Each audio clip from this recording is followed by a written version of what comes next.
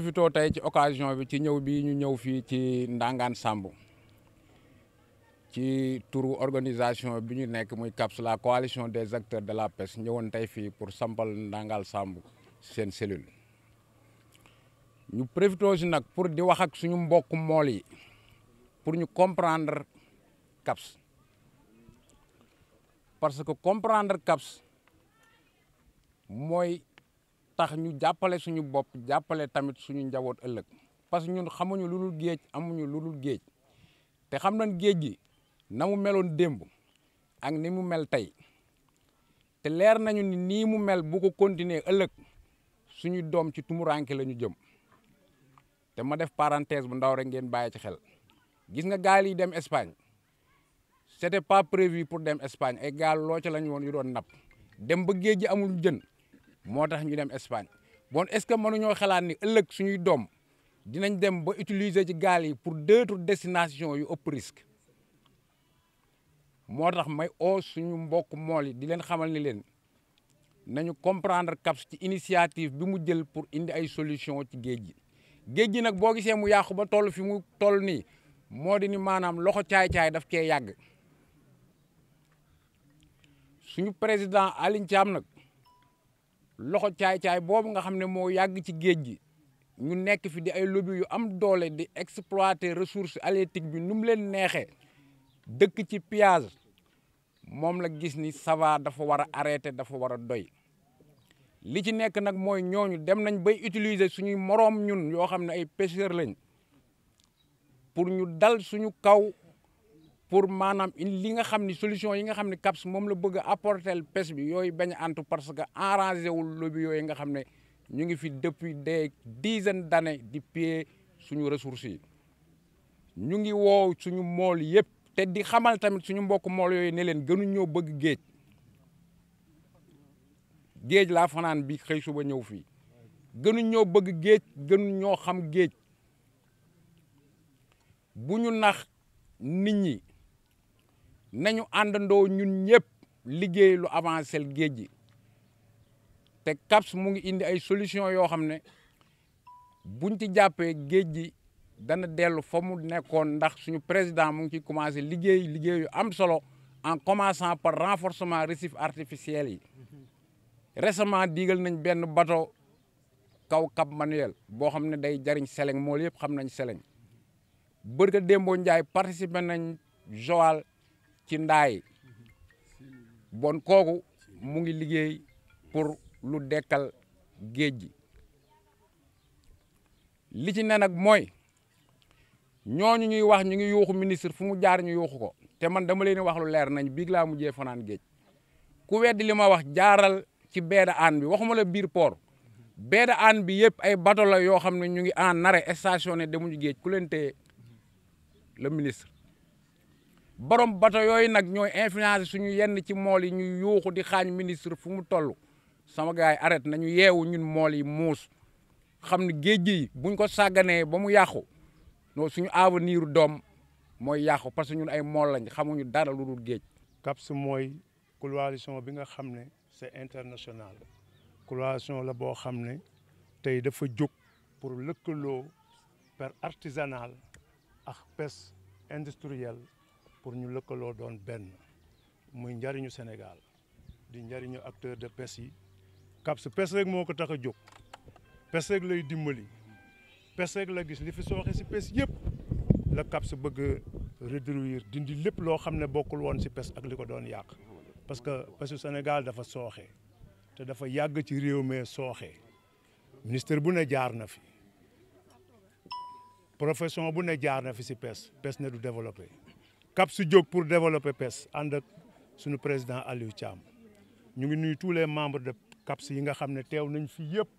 tey fii si tefes gu tedd gi di tefesu Ndangaan Samb mooy jóg ànd ak acteur de pêche yi pour développer pêche bi parce que géej kenn mënu ko defar bàyyi mool yi si biir géej ku koy defar da ngay ànd ak mool yi CAPS tey mool yi la àndal ñun ay mool lañ. fépp foo xam ne géej a nga fa dinañ fa taxaw cellule CAPS pour mu dimbali mool yi si biir géej gi ak li dul géej gi parce que mool yi dañoo sonn ànd nag ak suñu ministre de la pêche parce que CAPS li ma toog déglu ko man ak président bi ñu toog ak yàlla mu wax ko lu ma wér la lu sax si moom la parce que doomu réew mi la Aliou Thiam yal na yàlla sàmm ak cellule CAPS la ñuy samp fii si dëkk bii tey di Ndangaan Sambu nga may ma daw si tuuti archive Ndangaan Sambu fii du dëkk bu ndaw. tey tourisme tollu woon na foo xam ne si Sénégal bu demee ba dox Ndangaan gii la doxe woon fii mooy Ndangaan Sambu moo yilif fi ne yëpp fi la tourisme yi doon jaar moo tax tey boo demee foo xool rek tubaab yi bàyyi nañ fa seeni archive foofu mooy Ndangaan aussi fii mooy dëkk bi nga xam ne soo buggee dem Kaolack ak foo mën a jaar bëtt si géej gi far force nga jaar Ndangaan doog a dugg Kaolack te Kaolack région bu mag la. dafay am yu xew si réew mi xale yi wax naan CAPS ànduñu ak mool yi mareyeur yi la ñu àndal mareyeur bi mu laataa am mool moo am bi femme transformatrice daan avant muy am mool moo am ñoom ñëpp ñu lëkkaloog ñun CAPS ne waxul ñooñu ñëpp mais moom dafa wax ne kii xool li jën yi ki kay waas kii yor machine bi toog si tefes gi ki yor sereet bi ki gàddu kees gi ki nga xam ne moom tey gaal gi dafay teer wërsëgam na si ñu jox ko mu jaay ka kii jaayaat ka kii sax ay membre de CAPS lañu kon CAPS bàyyiwul kenn président bi dafa débloqué ay milliards parce que yéene dimbali waa réew mi pour pes dox diigal na bato 60 millions si géej gi nun xam nañ ne Seleng dafay jur jën Seleng day jur jën parce que li tax Seleng di jur jën tey bi jën yi manqué xale yi muus yëpp yor programme soppe si dañuy dabu taatu Seleng yi di si mbaal pour am lu ñu dundee bi nga xamee ne bato yi tuur nañ ko sa caaro yi Seleng bi teer nekk si biti dëkk yi ko ëppoon jën fii si Sénégal bariwul woon bañ a ko commencé nuur wekki Seleng yi fa la fa jën tumuranke jën yi taxu kon Aliou Thiam def na loolu Aliou Thiam yëkkati na loxoom tey xool ne yaranka bi avantage u réew mi la te dafa am moment boo xam ne dañ koy soxla te extérieur la jëm mu commencé leen di leen dimbali ñetti at a ngi nii si ren mu di leen jox ay millions di ko def si ay ndaañu di ko seet pour yaranka di dund ci géeju Sénégal Sénégal nañu respecté CAPS mool yi nañu ñëw liggéey ak CAPS maa ngi au tous les membres du Sénégal parce que man mool pire la moo am sama membre si man te bëgguma ëllëg mool yi toog ñu nax leen ñu SAP CAPS ñàkk CAPS bu ëllëgee ñuy dugg si erreur yoo xam ne duñu ko mën a rectifier Aliou Thiam fekk na bato yoo xam ne international lañ si réew mi yàgg fi ba seeni contrat jeex bi contrat yi jeexee ñuy napp si géej gi si mafia Aliou Thiam dëgg na ci loxoom wañ loxo ministre bi ba yooyu bato ñu dindi leen fii ci réew mi nee na ma 30 et quelques ci 8 bato yoo xam ne seeni licence taxawoon na si réew mi ñafe naa ko ak ministre bi ba kan si ñëw leen ñu delluwaat à l'extérieur séeréer si dañu yàgg si mbaal séeréer si dañu yàgg ci mbaal te Ndangaan moo coiffé Marlooj Marsulu Marfaafa ko te ay dëkk yu mag lañu tey kon suñu sampee fii cellule CAPS danoo bëgg yéen waa Sénégal yéen waa Ndangaan dañu bëgg ni CAPS ay doxee mu changé moderniser Ndangaan si pes nan la koy moderniser pes mooy lu leen jaaxal loo leen bëgg fu seen loxo man la ànd àgg loo leen mébét wax leen que CAPS le président Aliou Thiam avec ses membres incha allah CAPS dina si taxaw. su ñuy wax pêche soo leen xoolee physionomie ak fi ñu nekk nii xam ngeen ne fii dëkk pêche la ñun nag intégré guñu CAPS mais ñu ngi koy suivre cellule bi tey ñëw fii c'est intéressant parce que dafa am loo xamante ne ñun dañ ñoo yàggoon di jooy loolu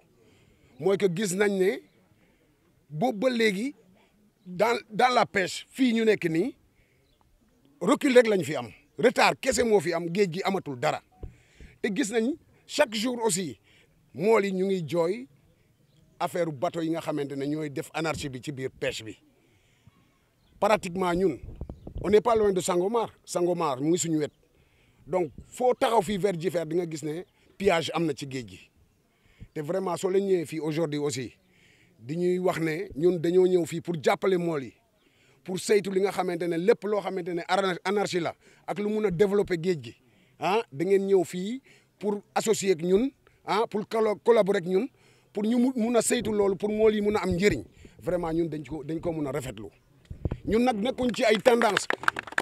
tendance ci dëgg lañ nekk ci dëgg mooy nga ñëw déglu soo dégloo ba pare am na looy taataan li ñu taataan mooy que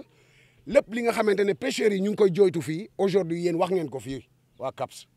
xam nga ñu ànd ci suñuy sœur xam nga ànd seeg suñu papa yi di leen di ñaan aussi lépp loo xamante ne songu nga ko nag mu doon loo xam ne dañ la ciy xeex parce que c'est vrai lobbying bi am na doole ils ont des moyens mais nag suñ ñu fi fekkee ñun ñi nga xamante ne ñoo moom ressources yi ñu ñëw moom géej gi ñu taxaw takku ñun ñëpp kenn mënalu ñu dara mais su amee ay défaillants aussi du dem. Bor ñu ngi leen di dalal ci suñu dëkk bi nga xam ne dëkku teraanga la dëkku cosaan la muy Ndangaan Sambu fépp foo dem ci réew mi rek di nga fa fekk turu Ndangaan wala jëfu waa Ndangaan wala ay gaalu Ndangaan yi nga xam ne ñoom ngeen fi fekk ñu liggéey mu mel ni nag CAPS ba mu ñëwee ci suñu gox bii yàgg na liñ ci xam itam mooy li nga xam ne moom ngeen di jooyantu foofu ñu dafa mel ni itam ñun fii la ñu dëkkee nii loolu la ñuy jooytu yéen a ngi jooytu affaire bateau yi nga xam ne ñooy yàq géej gi mais bu ñu yemoon ci yàq géej gi rek mais dañuy yàq géej gi teg ci yàq matériel gaal yi wala mu ñuy mbokkante ak gaal yi nga xam ne ñoo jóge ci biir île yi di leen yàqal di leen sonnal di dog seen mbaal te boo buggee jooytu doo am foo ko jooytu yooyu nag bu ñu gisee maanaam coalition des acteurs de la pêche du Sénégal ñu ñëw fii fekk ñu fii Ndangaan yaakaar naa ñun dañ ci gën a sant rek yaakaar na itam da ngeen ñëw pour dimbali ñu wala da ngeen indi seen doole fekk ñu ak suñu doole bu ndaw su ko defee buñ ko boolee mun naa am ñu gis ci njëriñ wala ñu gën ci jëriñu sax ñu ngi ñu xam ne amuñu doole te ñun li ñuy liggéeyee dafa mel ni dañ koy leb rek mais boo ko yóbboo ci géej gi itam day mel ni noonu ko koy perte te boo perte dara nga am foo koy jooytu léegi nag comme amuñu fu ñu ko jooytoo yéen boo leen ñëwee ak seen i doole ak seen i pexe ñun dinañ leen di jàpp suñu kem katalaay kattan jàppal leen ngi jàppal suñu bopp yi itam parce que li ngeen di dox ñun ñoo ko moom wala pour ñun la wala pour waa gox bi yëpp la wala pour waa île du Saloum la su ko defee ñun amuñ ci benn xaar ma yàlla dulul jàpp ci mu dëgër di leen jooytu itam parce que li ñu ay nappee yëpp ñun ñoo ko moomal suñu bopp mais liñ ci ñàkk moo ëpp liñ ci récupéré su ko defee nag moom ndimbal rek lañ ciy laaj su ko defee li ko dalee ci ministère ba ci suuf lépp luñ ci man ci jëfal ñu ko wala ñu doxal ñu ko wala defal ñu ko ñu ngi leen di xaar ci côté boobu su ko defee nag moom sant leen gërëm leen rek lii lañ ci mënoon